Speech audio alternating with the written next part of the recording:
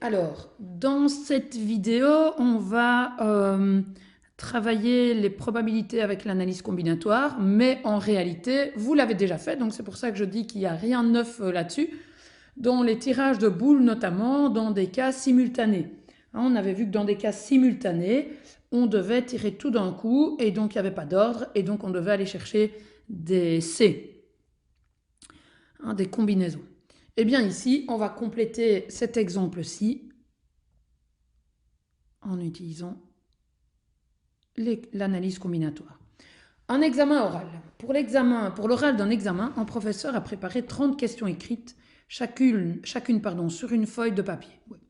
Parmi ces 30 questions, 10 concernent les probas, 12 les stats et 8 l'analyse combinatoire. Les étudiants doivent tirer 3 questions au hasard, sans remplacement bien sûr. Vous ne pouvez pas la remettre dedans, hein, c'est évident. Quelle est la probabilité qu'un candidat tire 3 questions de probabilité? Alors ici, l'ordre dans lequel vous allez tirer n'a pas d'importance. Vous les tirez, on va dire, tout d'un coup. Même si vous ne tirez pas tout d'un coup, peu importe, vous tirez 1, 2, 3 et puis vous regardez. D'accord? Donc voilà, c'est un peu comme si vous les tiriez tout d'un coup aussi. Et donc ici, quelle est la probabilité qu'un candidat tire 3 questions? Eh bien, d'abord, j'en ai 3. Ok, donc P de 3 questions de probabilité. On avait dit, hein, on tire dans ce qu'on veut sur le total des tirages. Eh bien, j'aurai 3 questions au hasard parmi les 30 sur 3 parmi les probas. J'en ai 10. Je vous laisse faire les calculs. Une question de chaque partie du cours. Oui, donc ici, on va marquer, il n'y a pas d'ordre. Alors, dans lequel vous les tirez n'a pas d'espèce d'importance. Ben, une question, une proba, une statistique et une analyse.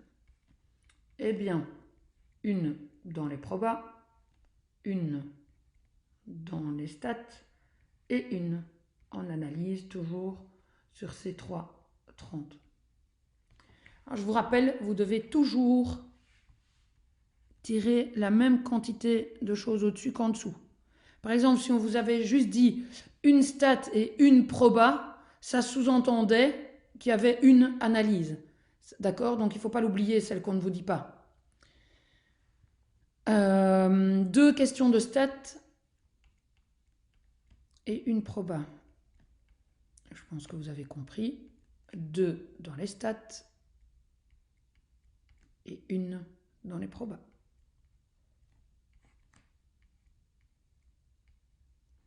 De nouveau, je vous laisse calculer combien ça vaut. D'accord? Donc rien de neuf. Autre exemple.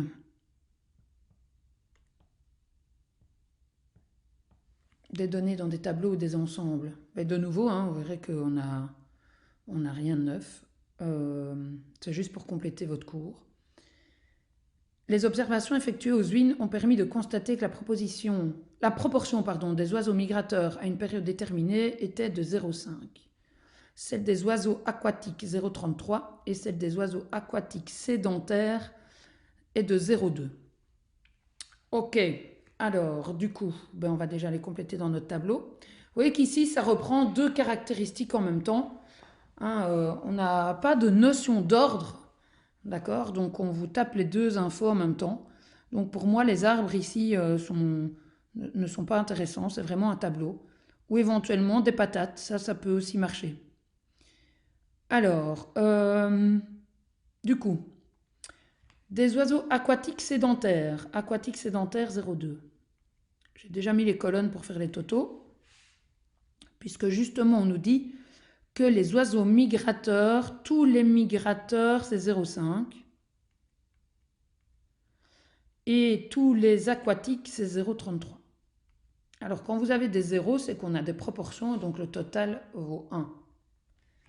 D'accord? Donc de ce fait-là, vous pouvez compléter le reste. 0,13, 0,67, 0,5, 0,37 et 0,3. Voilà. Donc, encore une fois, hein, on a déjà fait ça. Quelle est la probabilité qu'un oiseau pris au hasard soit sédentaire? P de sédentaire. Eh bien, les sédentaires, je fais le total, donc ça fait 0,5.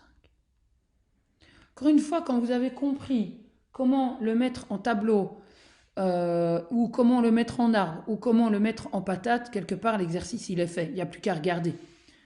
Ne soit ni migrateur, ni aquatique. Donc, je dois virer tous les migrateurs et tous les aquatiques. Quelque part, je vire ça. Et tous les aquatiques. D'accord? Ben, qu'est-ce qu'il me reste? 0,3.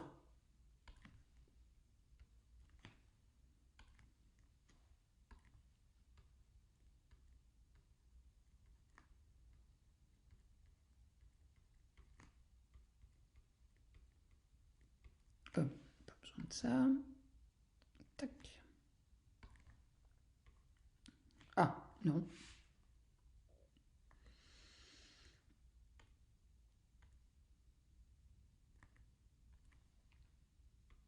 Voilà.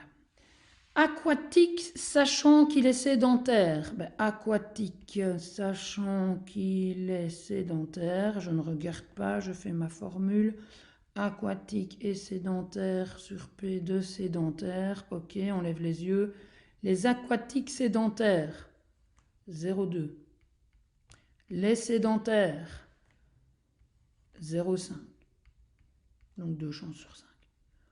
Donc vous voyez qu'il n'y avait pas besoin de grandes explications. Voilà, mais c'est vraiment pour que vous ayez un exemple complet de chaque sorte. Et ici, qu'est-ce qu'on a? On a, dans un groupe de 40 élèves, 16 ont choisi l'option maths 6, 14 physique, 8 bio, 7 ont choisi maths et physique, 5 biochimie, ouais, ok.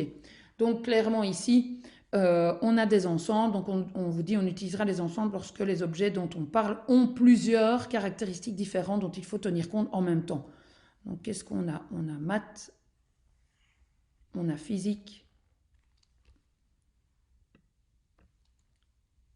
on a bio, et on a encore certainement des gens qui ne font rien de tout ça.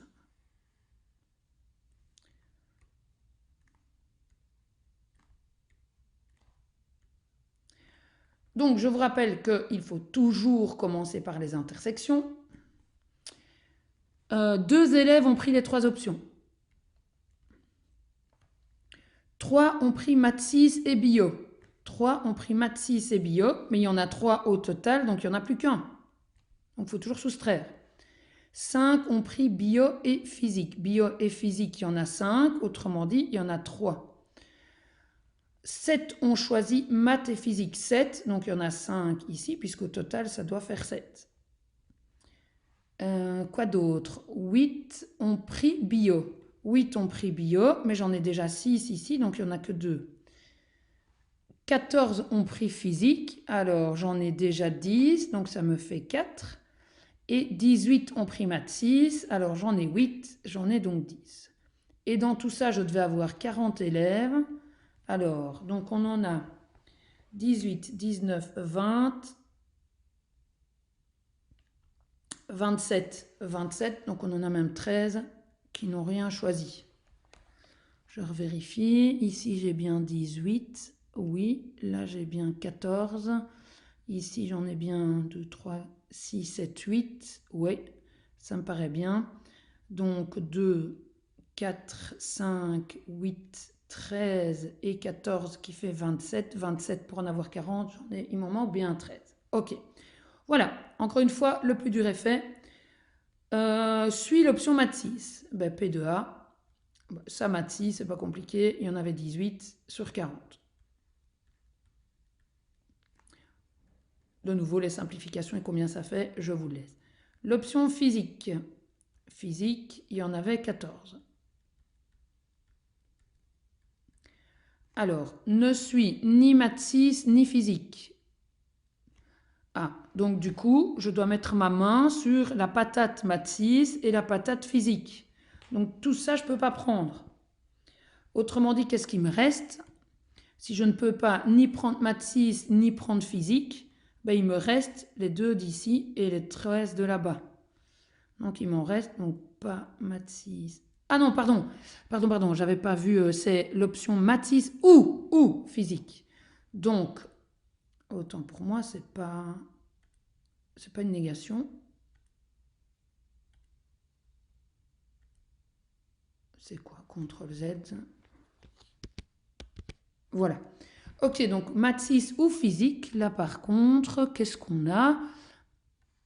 Le ou qui est un ou qui n'est pas exclusif.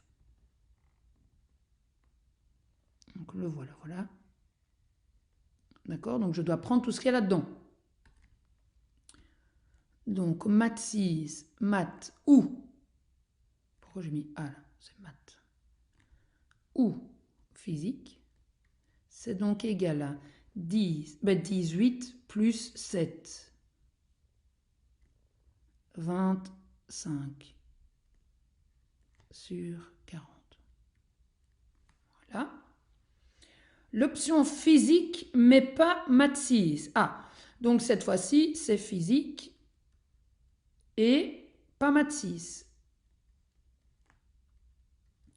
Du coup, je dois dégager tous les maths de la physique. Donc, je dois virer ça. Et combien m'en reste-t-il qui n'ont pas pris, enfin, qui ont pris physique, mais pas les maths?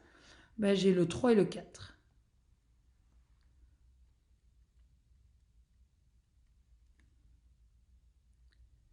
Ni physique, ni maths 6, ni bio.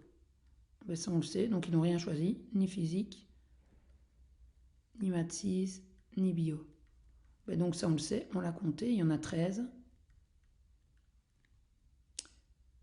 L'élève qui suit uniquement l'option bio, donc P de bio uniquement, eh bien j'en ai 2. D'accord? Donc encore une fois, quand votre bazar est rempli, eh bien il suffit d'aller chercher les infos. Hein, tout à l'heure je disais, ben voilà, des physiques et pas maths 6, ou je disais qu'ils n'avaient pas pris ni maths ni physique. Ben, il y en avait par exemple des ni maths ni physique, j'enlève tout ce qui est en jaune, 2 et 3, il y en avait 15. Enfin voilà, on peut jouer avec le diagramme de Venn, le diagramme en patate, comme on veut, une fois qu'on l'a rempli correctement. Et donc je vous rappelle, pour le remplir, on commence par l'intersection la plus grande et on soustrait chaque fois par rapport à ce qu'on a déjà complété. Et donc voilà, après il n'y a plus qu'à lire ce qu'on nous veut. Ok, eh bien, voilà pour donc votre syllabus qui est maintenant complet. Et je vous écris les directives concernant les exercices. Bon travail à vous!